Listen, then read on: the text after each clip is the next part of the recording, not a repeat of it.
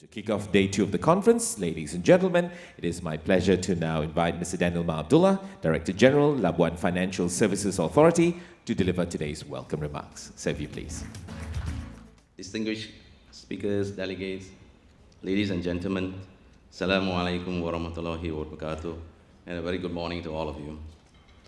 It is my pleasure to welcome you to the second day of the Asian Captive Conference 2018. We are very delighted to see such a big turnout for the conference, and we are proud to note that this event is gaining recognition as a platform for collaboration of ideas, sharing of knowledge, and exchange of experience for the continuous development of the captive industry.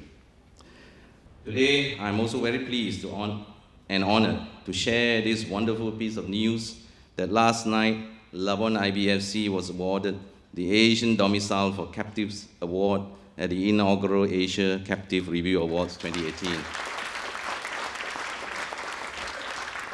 It is another great milestone for Labuan IBFC, and it means a lot to us. We are grateful to all the owners of our Labuan captives that have used Labuan IBFC's structures and offerings as your port of call for your captive insurance. You are the ones that made the award possible. I would like to take this opportunity to congratulate the other winners at the award night, and my special mention to Cik Razia Yahya, former Principal Officer of Anagas, the Petronas captive in Labuan, for winning the Outstanding Contribution Award. She is a great supporter of Labuan and has made immense contributions to the growth of captives in Labuan IBFC. It is also noteworthy that other Labuan personalities and insurance-related companies have also been nominated for various categories of award, a true honor for Labuan IBFC, reflecting its excellence in the captive landscape in the Asian region. The Mid-Shore Center will continue its innovative path in the captive space to better serve users and service providers. The Labuan captive business has come a long way since its humble beginning in the 1990s under the then Labuan Offshore Insurance Act. The first captive company was established in 1998, which is still in operations today. Since then, the business has thrived from strength to strength, and in more recent years, Labuan IBFC has become one of the fastest growing centers for captive business in Asia. In fact, captives is now a key business sector in Labuan and is the second highest premium contributor to the total premiums flow in the Labuan insurance industry. Ladies and gentlemen, the theme of this conference, Challenges of Self-Insurance, Transparency and Digital Disruption, augurs well with current global developments. Touching on digital disruptions, we all know that fintech is fast sweeping across the financial services industry, and the breakthroughs in technology are spurring fundamental transformations in these industries, including the insurance industry. We are already seeing the Internet of Things having changed insurance operations in many ways through increasing deployment of advanced analytical tools, artificial intelligence, big data, blockchains, etc., etc. The proliferation of smart gadgets have set the digital platform to provide better information, transparency, and customization of clients' needs under new market demands and trends. While the advancement in technology creates new possibilities and opportunities, it also has reshaped the global policy landscape with its increasing complexity. Many policy issues remain unanswered or difficult to implement.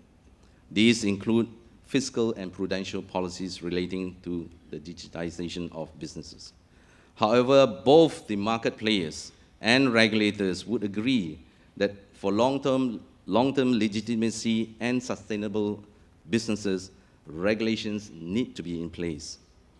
In this context, Labuan FSA will ensure that it keeps a relevant and conducive regulatory and supervisory regime for fintech business to operate at least in Labuan IBFC, one that is on par with international standards and practices.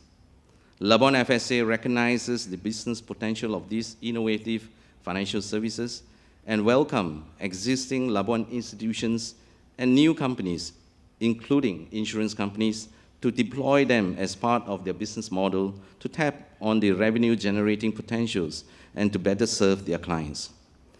While we encourage the developments, it is important that these activities must be undertaken in an orderly and transparent manner, as well as have adequate risk mitigating measures to manage potential downsides such as fraud and money laundering. In this context, Labuan FSA has issued some guidance notes to our industry players relating to the provision of innovative financial services.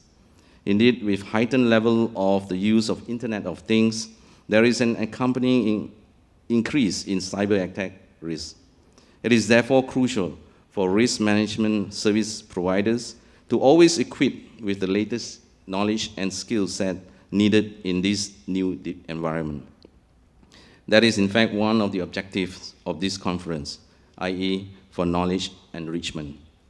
Ladies and gentlemen, yesterday the conference sessions were certainly enlightening.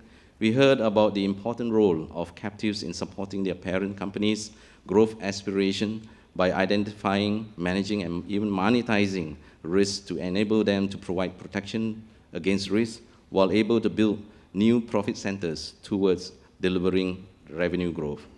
We had also a better understanding and the current status of the Belt and Road Initiative and the potentials it brings for customized and all-round risk protection schemes.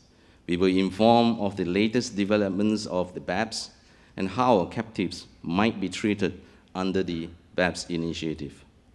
Ladies and gentlemen, today, interesting sessions have also been lined up. We will learn of the considerations when choosing a domicile, and risk professionals will be sharing their insights and on the skill sets needed for future business landscape that encompasses more digitalization and Internet of Things. There is also a session on protected cell companies, which resonates with Labuan IBFC, as it is the only jurisdiction in Asia that offers PCC. However, its use is still very limited and low, especially for the Asian market. I hope that the presentation will shed more greater understanding and more use of the PCC model. Ladies and gentlemen, with that, I would like to conclude my remarks and thank you once again for participating in this conference. I truly hope that you have benefited from the conference. I wish all of you a successful and productive conference ahead. Thank you very much. Thank you very much, Mr. Danial.